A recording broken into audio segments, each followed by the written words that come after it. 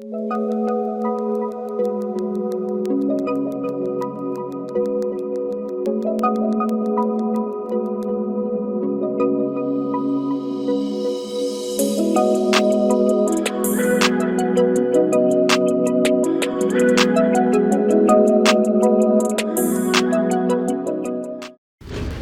everyone, and welcome to the debut of Going Beyond the Lanes. As you can see here, we're in the bowling alley, and we are just a group of bowlers here doing just what the name suggests. We're going beyond the lanes. We're going to be talking about life discussions other than things outside of bowling. Things like parenting, wealth building, race relations. No topic is off the subject. Off the table, and we're going to address that as gentlemen, and we're also going to take in subjects from other people and let them put in. So with that being said, before we go any further, we'd like to preface this by saying these are strictly the views of these individuals. They are not meant to be any type of professional advice or suggestion as professional advice. So I'm James Fairley, and I got the privilege here of introducing my squad.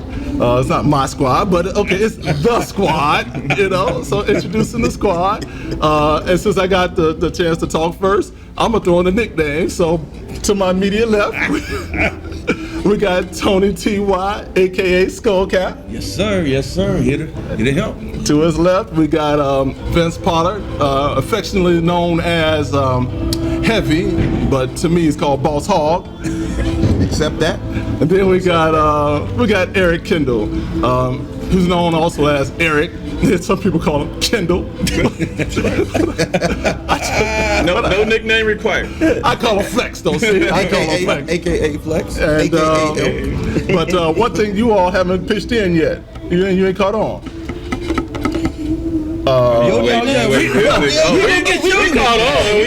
We just waiting. Okay. We'll come out. We figured you might want to do it yourself so it doesn't seem so rough. It don't seem so abrasive. If he do it, he only gonna give himself one. Oh, okay, right. We got Okay. seven, at least 7. Okay, moving right along. So we'll deal with that a little bit later. But what we're going to do now is we're going to address the first topic that we want to touch on. In all seriousness, guys, we can take this back to when we're going to date ourselves a little bit. There was a time when there was ground line phones, and pagers. Pagers, yes. Now we have social media. But wait, before you talk about the social media, before we get there, there's also, don't forget, the affectionate answering machine. Oh. How you used to wait to get home to see if she called you or he called you, because that was very important. That's where it all started, and now we've progressed to social media. All right, so and that's a good topic we can talk about later, you know, guys who are oblivious to what happened. But anyway, so with that being said, let's talk about social media and the impact that it's having on individuals, not just the millennials or the younger generation. Just what about social media, good, bad, and different? Social media. Coach, I'm gonna start with you because you know you're the Hall of Famer out this group, so I'm gonna give you a deference thing, and also because you are around the youth all of the time. So with that being said, what do you think about the impact that social media has had on lives of general public? For me personally, because I deal with young men and young ladies, it's a huge aspect of all of their lives now, and it started, in my opinion, starting to spill over to some of the older gentlemen, ladies, if you will, that are on Twitter, that are on Facebook, and some of these other, you know, social medias. But isn't there adults on Snapchat? Instagram, Snapchat, all of that. It's weird because when I first started hearing about this, I didn't know what it was. I had a young man score 23 points in a game we lost, but he was so happy that he shared it on Twitter.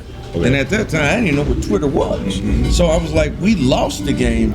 Why are you happy about, you know, what you did? And the guy showed me on the phone that this was, what was it? It showed 40 people had responded to him. Yeah, the 40 likes. Something, I don't know what it was. But again, it was back when I Twitter and all this stuff had happened. I'm sitting there like, You lost.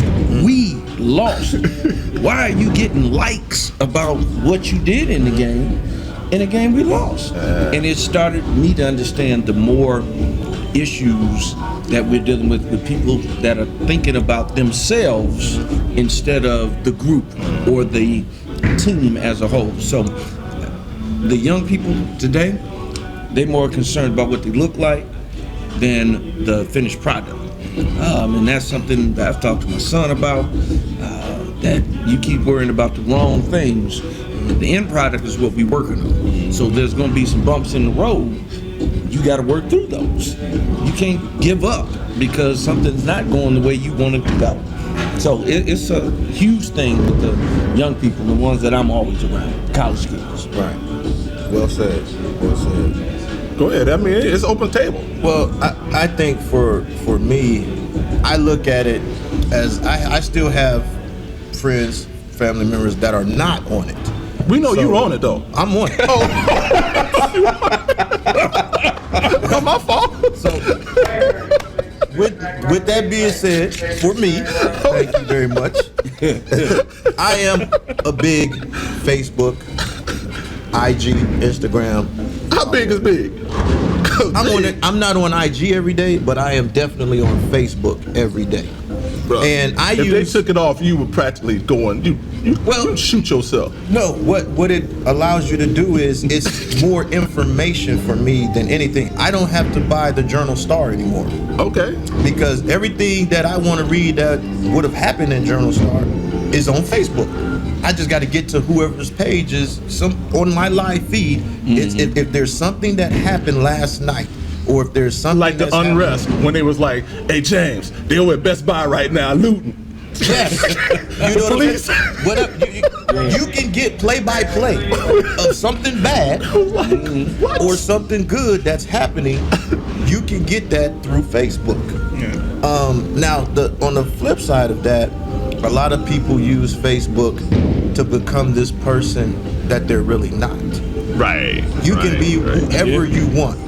You can be the richest dude. You can be the biggest player, or whatever on Facebook. The prettiest girl, Prettiest handsome girl. guy, because we're using filters. Yeah, but the one thing that I tell my kids a lot though is a lot of people put out when they're having bad times. You need prayer for this. A lot of people might pray for you, but a lot of people also praying for your downfall.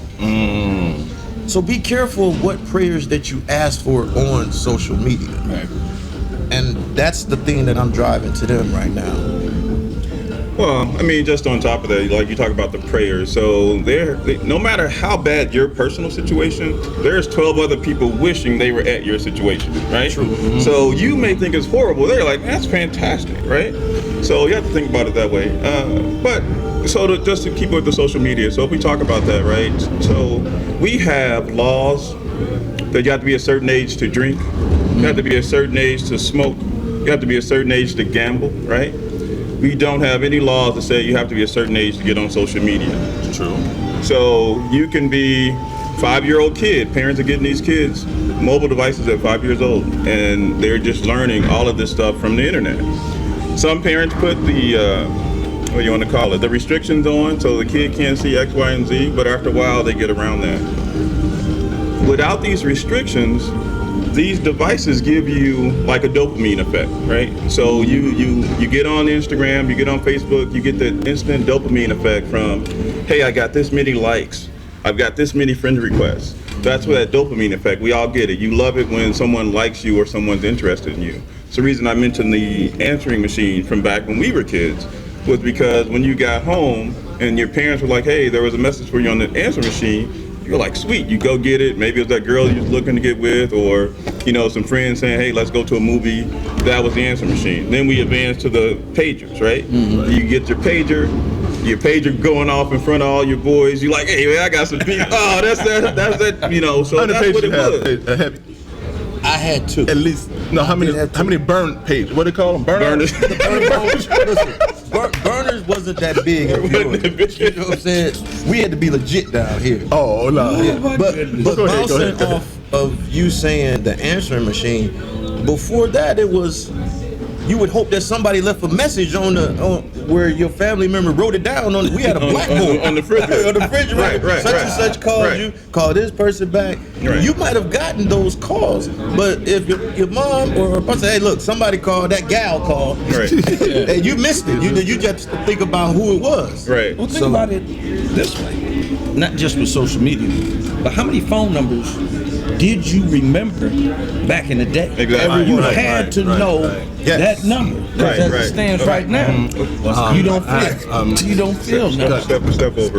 We recording something right record. We're here. actually You can recording. have a seat though. Join Get the in. conversation. Get in right here on the Join the conversation. conversation. Partners, folks, this is what happens when we're beyond the lanes. Everybody wants to be a part of it, so people may just walk up. Right, So you right, see these right. things happening, Yeah, just partners, just- it's how it's going. Yeah, we keep. How y'all doing out there?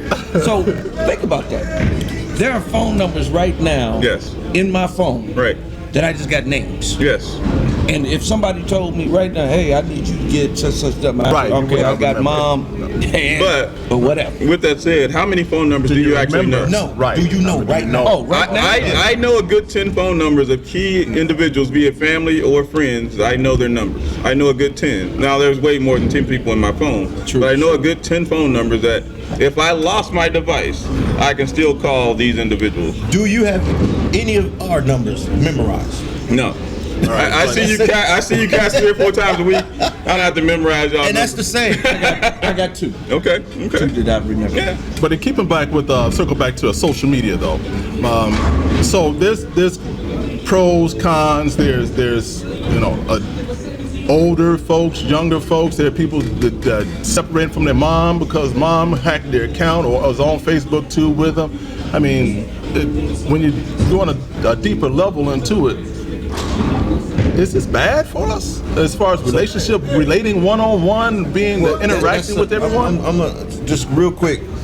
Are you friends with your daughters on Facebook? No, I'm not friends with my daughter on Facebook. Okay, so Say it again, friends with. Are you friends with your children are on you Facebook? are you friends with? You see what I'm saying? Because it's that you want to give them some type of privacy, but at the same time, you might see something that you don't want to see.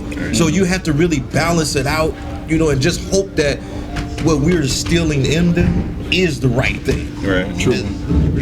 Yeah, see my daughter twerking, man, I can mess my mind up. Dude. So I guess my last thing to kind of put on it, and there's more, but we're on a time limit. But Got about 5 seconds. when it comes to social media and cell phones, mobile devices in general, it's kind of like a failed parenting strategy, right?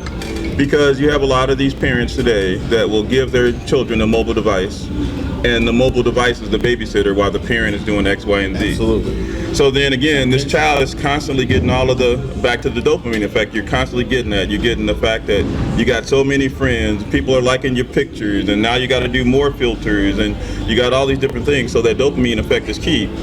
The point about it is now that as they get older, and we're seeing this in the group of kids that you're coaching and that I work with as well, they're struggling to have conversations, right? The average young teenager, young adult, I'll say, the struggle is they can't have a conversation right now. Face to face. Face to face. They can text you to no end, but they cannot have a conversation with you. And I tell you, that's hurting them. And it's going to hurt them in the future. Right now, the millennials are poorer than the baby boomers were back, in the 50s. They're or 60s, whatever. They're poorer than the baby boomers are, and that's because they're not developing the right skills to go forward. We're going to stick a pin in it right there. This is a show that's talking about issues outside of bowling, but we do have to have some bowling tips for those who are bowling aficionados. Aficionados. Yeah, so we're going to give you We'll all have a something. thesaurus next So week. so with that, what we're going to do is we're going to take a break and let you guys see the tip for the day. And give us a moment. We'll be right back. Enjoy the tip. All right, this is a tip of the week. Sometimes when your thumb is swelling and you can't get your thumb all the way into the bowling ball, one of the things you can do is take paper towel, wrap that around your thumb, stick that inside of the ball, keep it there for maybe 10 seconds. Count it off, and then once you count it off, take it out. Thumb will fit right inside that ball, and you can continue to do that as long as you need to do it, especially with your thumb swelling. Okay. And that is our tip of the week. All right.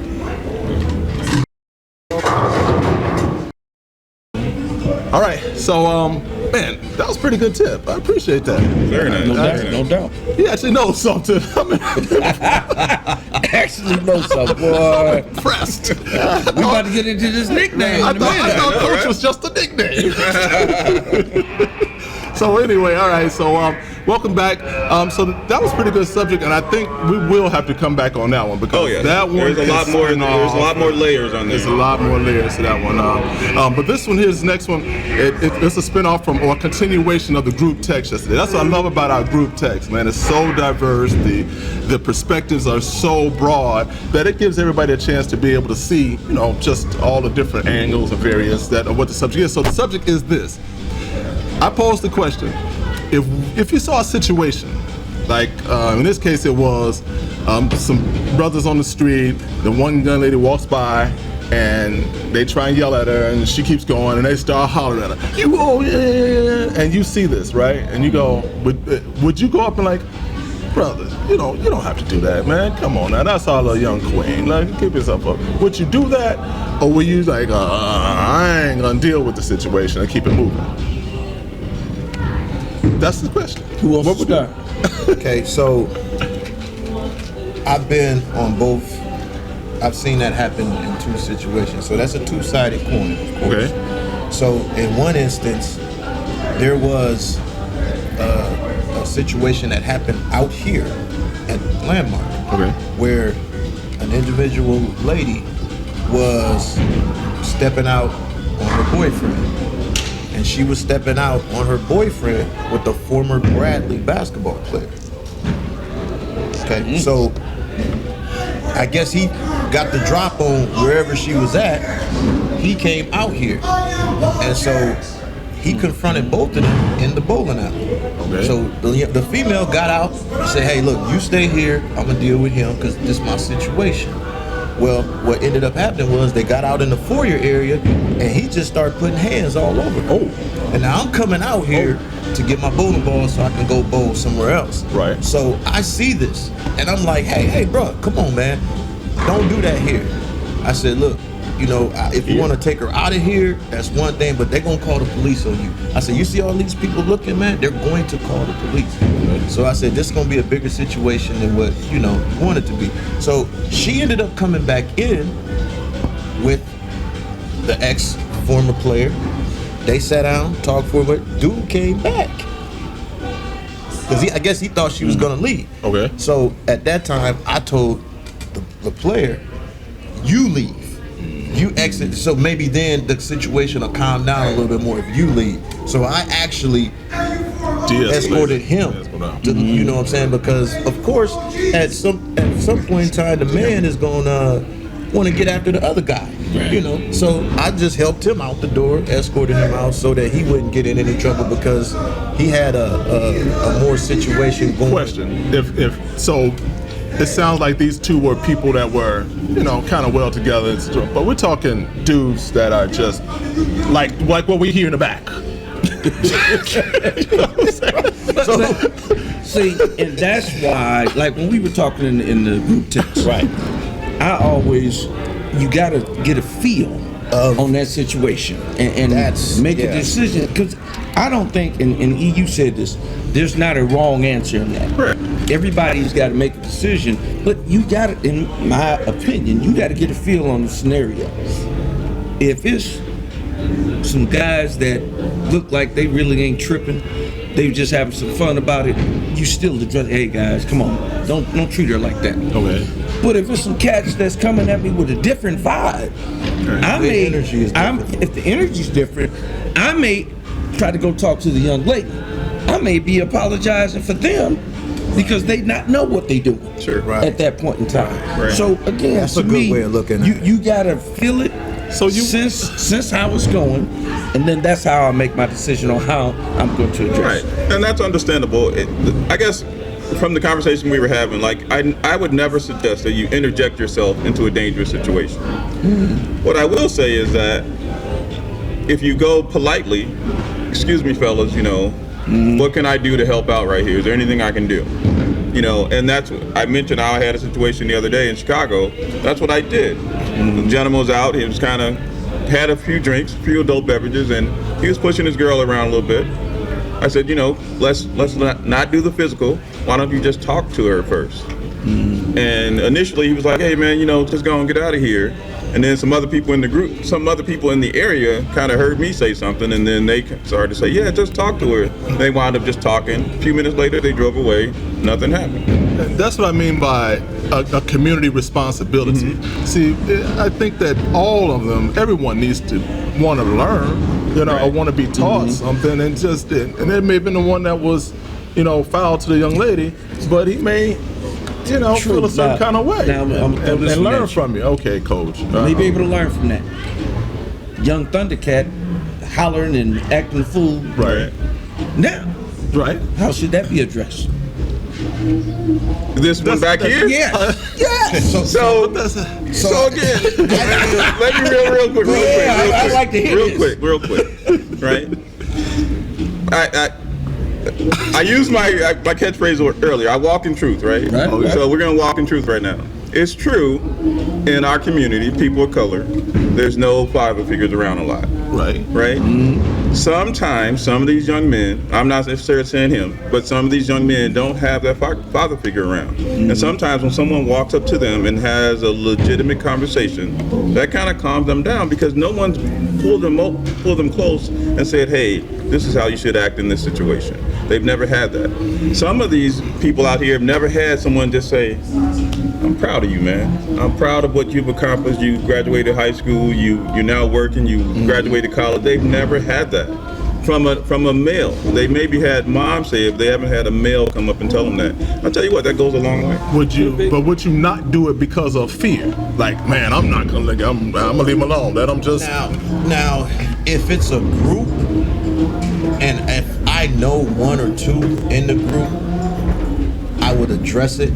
But if I don't know them at all, then I might, be looking at someone else to kind of intervene, like going a step like, hey, going to the law, going to security that's out here. It's very hard to want to interject. We all want to do the right thing, but the problem is this new youth don't respect themselves. They don't respect their neighbor. That's another subject. I get it. But let me go back to, and we gotta let it go at some point. But let me go back to, there are little older ladies, seniors, who will go up to that crowd and say, "Boy, watch them!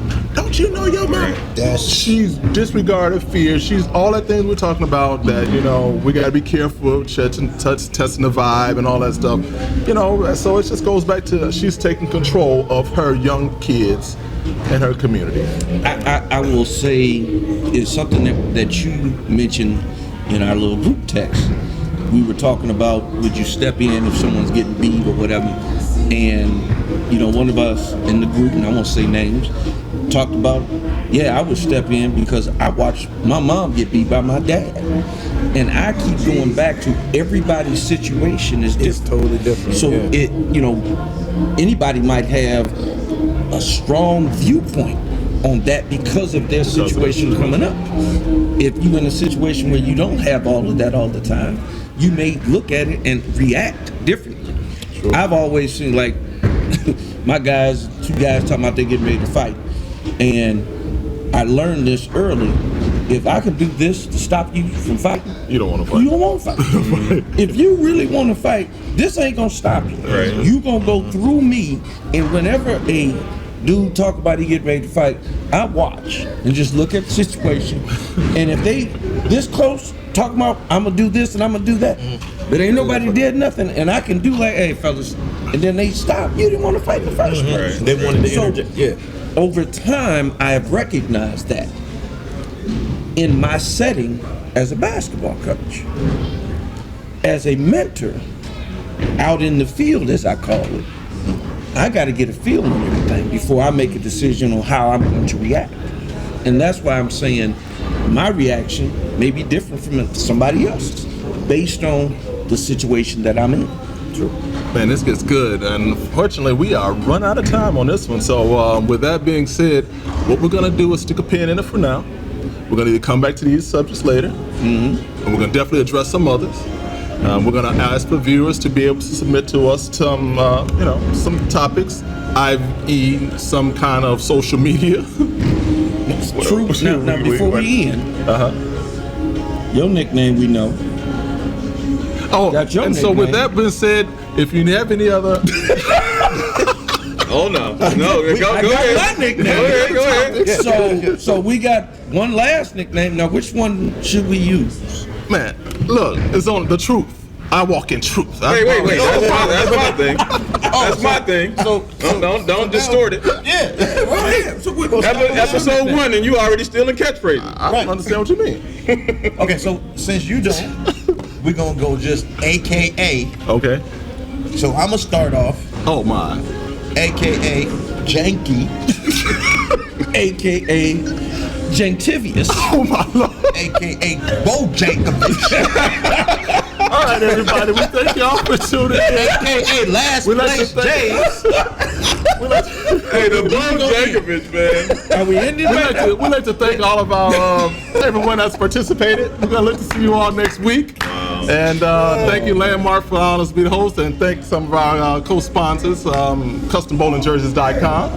And with that being said, talk to you all later. Peace. Peace.